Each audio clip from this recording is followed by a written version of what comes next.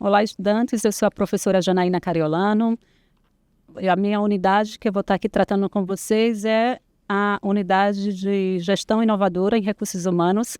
E para a gente falar um pouquinho sobre isso, sobre esses 4 temas da unidade, estamos hoje aqui com alguns convidados. A gente tem aqui contando com a especialidade do CEO, Cadu Fernandes, da W7. Seja muito bem-vindo, Cadu. Obrigado pelo convite, né?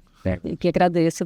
Estamos aqui com um especialista em educação EAD, o gestor Arnaldo Júnior.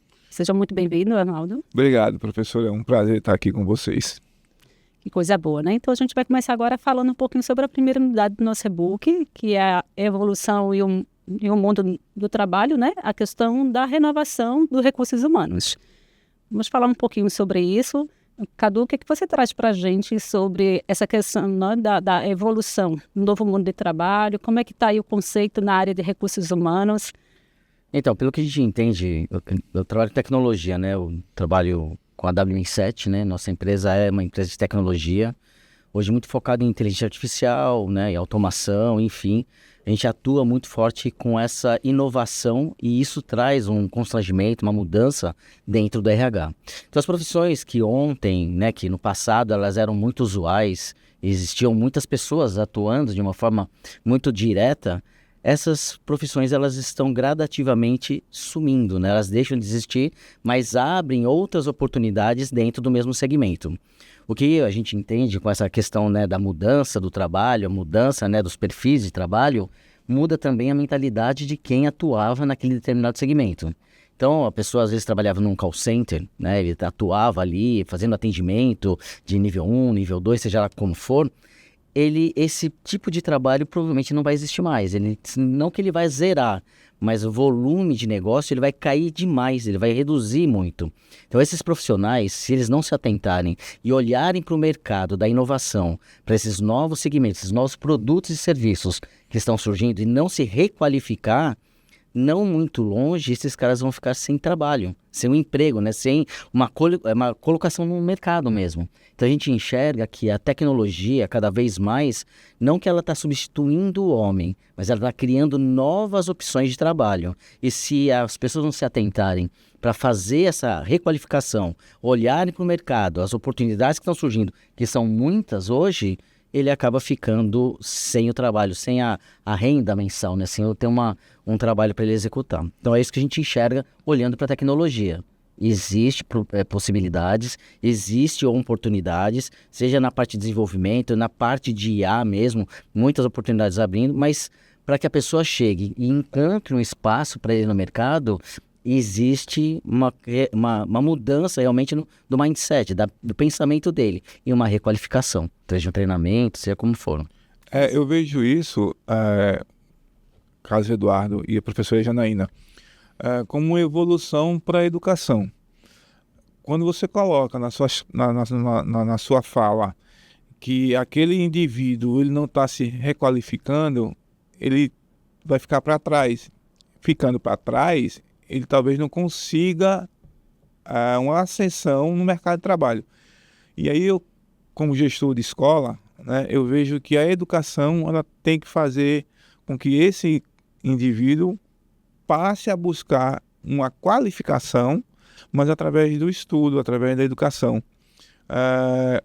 Quando você começa a gerenciar pessoas, quando você começa a trabalhar com pessoas, você vê que cada um tem as suas especificidades no seu desenvolvimento, na sua qualificação, no seu local de trabalho. Eu posso realizar uma tarefa de uma forma, você vai realizar a mesma tarefa de outra forma. Então, assim, eu vejo essa mudança positiva, né? Porque você vai ter que estar se qualificando, você vai ter que se aprofundar cada vez mais, você vai ter que estar antenado com as mudanças, porque é o seu trabalho, é o seu emprego. Vou trazer um exemplo, um professor em sala de aula. Um professor de 20 anos atrás, ele ainda utilizava o quadro negro, o giz, né, para passar, para transmitir aquele conhecimento.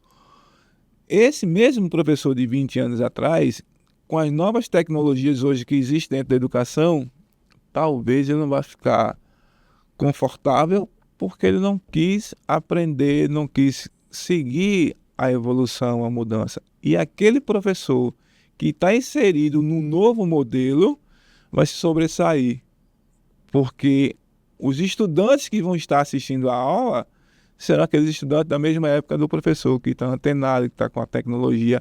E aquele professor que utiliza o quadro negro, ele não vai ser um professor com uma boa aula, porque não está sendo motivado, porque o grupo que está sendo trabalhado é um grupo que está 10 vezes à frente na tecnologia. Então, assim, enquanto gestor de escola, enquanto professor, eu vejo que esses avanços são benéficos, mas nós temos que acompanhar de forma cautelar, né? Com calma, com cautela, porque essa mudança, essa evolução no trabalho requer tempo. E está sendo assim, de uma hora para outra. Tudo, né, tem que ser automático, muito rápido. Você tem que mudar, você tem que aprender, você tem que ser quê, tem que ser quê. Então, assim, tem que dar o tempo para o profissional, né, tentar entender, compreender, para que ele possa desenvolver o trabalho. De forma mais lenta, mas ele vai desenvolver, até que ele se acostume com aquela tecnologia e passe a desenvolver melhor. Eu vejo por esse lado, sabe, Eduardo? Carlos Eduardo, acompanhar, sim, mas eu acho que tem que ser por trás toda a questão da educação, colocar a qualificação, ver o perfil do trabalhador, como é que aquele trabalhador vai se encaixar naquele novo formato, naquele novo modelo. É como nossos professores aqui, Janaína, temos professores altamente tecnológicos e temos professores ainda que estão utilizando caneta e papel, né, para desenvolver o trabalho. Que se sente mais confortável até. Né? Mas ele não se nega a utilizar as novas tecnologias, mas ele prefere utilizar o método antigo, entendeu? Então, isso como a gente colocou aqui, né, na abordagem para o conteúdo dos alunos, a gente falou muito sobre a questão do RH antigamente, que ele era totalmente operacional, né, nesse formato. Era tudo escrito, muita bagagem de documentação, de arquivos. Então, ele era um setor praticamente de contratação, demissão, e ali se tinha uma pouca triagem do candidato. Então, o candidato naquela época, ele basicamente precisava ter a certificação, a formação, não é isso, Cadu?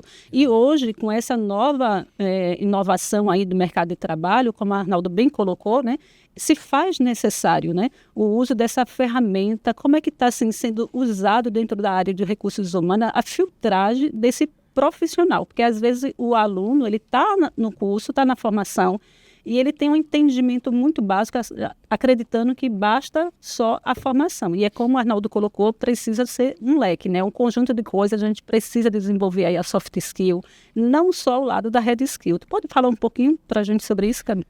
Trazendo para a tecnologia, né? Se a gente pensar na tecnologia, se a gente trouxer mais para trás, né, na época, né, de quando eu comecei a trabalhar, né, se a gente falar de idade aqui, a gente vai longe, né, quando eu falo tecnologia, eu vi cartão perfurado, então eu já começo a entregar aqui de que é muito tempo. E o RH, na realidade, antigamente era tudo papel. Então você tinha lá, né, a fotinho do profissional, o nome, enfim, as qualificações, e quando você tinha que buscar um profissional dentro do ambiente de trabalho, ele ia lá, acho que o fulano tem, esse aqui realmente tem a qualificação. Existia esse trabalho manual que era penoso, inclusive, para o pessoal do RH. Com o passar do tempo, os sistemas foram sendo construídos, os RPs, né, que são os sistemas maiores, onde o RH está inserido dentro dele. E hoje, para a questão até mesmo de contratação de profissionais para empresas, a gente usa IA para poder fazer essa contratação. Filtragem, né? Como que funciona, né? Se pensar de uma forma muito simples. É aberta a vaga nos diversos canais de internet, enfim, a vaga é aberta e os candidatos, eles mandam seus currículos, né? Sim. Word, PDF, enfim, de qualquer forma. Isso chega até o sistema e o sistema lê esse documento. Então ele vai lá e ele lê. Fulano de tal, ele tem a certificação tal, então ele escaneia no documento e traz. Ele tem a certificação. Então ele já separa aquele currículo para cá. Esse cara não tem a certificação, ele já tira da qualificação aquele profissional. E ele faz esse scanner dentro de cada currículo que ele chega. Beleza. Ele separou lá 10 currículos, então ele tem aquelas 10 pessoas, e aí ele vai fazer assim, bom, agora eu preciso falar com essa pessoa, eu preciso entender se o que está escrito aqui realmente é o que acontece na vida desse profissional. Essa primeira qualificação também é IA. Então, o profissional, às vezes, ele está conversando, entre aspas, em uma entrevista, não é com o profissional de RH na primeira qualificatória. Sim. Não é com o pessoal técnico que vai realmente assimilar esse profissional para dentro da empresa, e a IA está fazendo a triagem. Benefícios e problemas dentro dessa situação. É fria. Tá escrito? Tá. Às vezes o cara esqueceu de colocar aquele determinado certificado, ele já foi desqualificado. Ah, ele colocou ali, mas não, né? A gente sabe que colocou por praxe. Aí ele entra dentro dessa qualificação. E quando vai fazer realmente, pode ser até por áudio, essa primeira entrevista, essa primeira checagem, ele já cai. Porque aí ele vai perguntar, tá bom, você tem a qualificação, como é que eu faço isso? Uma pergunta que está dentro do contexto, daquilo que ele falou que ele sabia, e ali ele acaba caindo. Mas se ele passou por todo o processo, sem um humano buscando, né, qualificando esse cara, desde o início, quando ele fez a vaga. Vamos pensar assim, eu tenho uma vaga para um professor aqui específico de uma determinada matéria para dar, né, um treinamento. Quando você fala aqui, você fala assim, eu quero um professor que ele tenha tal qualificação. Essa vaga, o contexto da vaga, a IA cria, inclusive, a abertura da vaga. Então, ela vai nas plataformas, um exemplo, LinkedIn, né, que é uma dos lugares onde você busca esses currículos, esses profissionais, ele cria a vaga para você, criando, inclusive, o texto, criando as qualificações, sem você ter que criar especificamente a vaga. Então, desde o momento do nascimento da vaga até essa primeira qualificação do profissional, você não tem nem humano, você não tem nada interagindo com esse candidato dentro do processo. Então, hoje a gente enxerga que a IA, a inteligência artificial e mesmo os sistemas mais qualificadores, eles já conseguem abranger, né, dar essa resposta de uma forma muito mais rápida do que antigamente, né? O cara tinha que ler todos os currículos, tinha que fazer uma seleção, isso levava muito mais tempo, até mesmo no processo seletivo. Então é assim que a gente enxerga. Muito bom, né? Esse esclarecimento do Cadu Fernandes aqui em relação à IA dentro dos recursos humanos. Agora, Arnaldo, fala um pouquinho da humanização, dessa questão da soft skill, desse lado que faltou da inteligência artificial, né? Que é uma grande preocupação dos nossos alunos. Janaína e Cadu, vê só, essa questão da humanização num processo de seleção, ele tem que ser muito cuidadoso, né? Eu estou levando agora para a parte escolar, né? Para a parte educacional, que nossos estudantes estão lá na ponta e que, como você colocou, vamos ver agora o humano. Eu passo pelo processo de seleção, Janaína, que é feito por uma inteligência artificial. Essa inteligência artificial vai me qualificar para passar para o outro processo da seleção.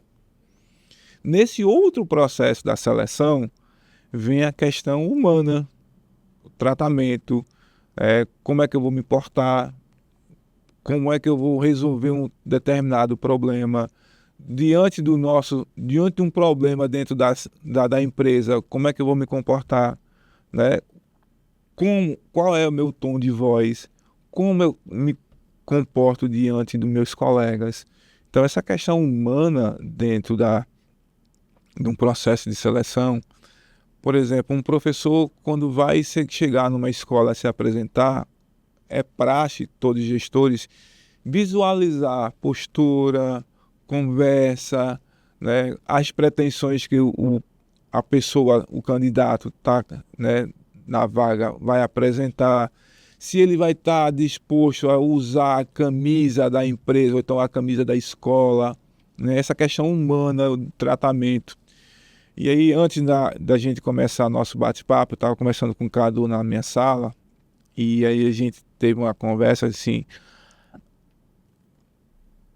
valorização da pessoa, né? Do porteiro ao CEO da empresa. Muito obrigado de manhã vale muito mais do que muita coisa. Então, o CEO talvez não receba um obrigado, muito obrigado, né? E já o porteiro vai falar com a maior boa vontade, ó, muito obrigado pelo dia de hoje, ó, obrigado. E o CEO da empresa não tenha esse muito obrigado durante o dia. Então essa questão humana, ela tem que ser muito valorizada. Do início ao final. Do mais baixo, né, cargo do local ao mais alto. Então essa questão humana tem que ser valorizada dentro do ambiente do trabalho para que tudo possa ocorrer de forma satisfatória. Porque se não tiver essa humanização, se não tiver esse olhar humano, me colocar no lugar do outro, as coisas não andam.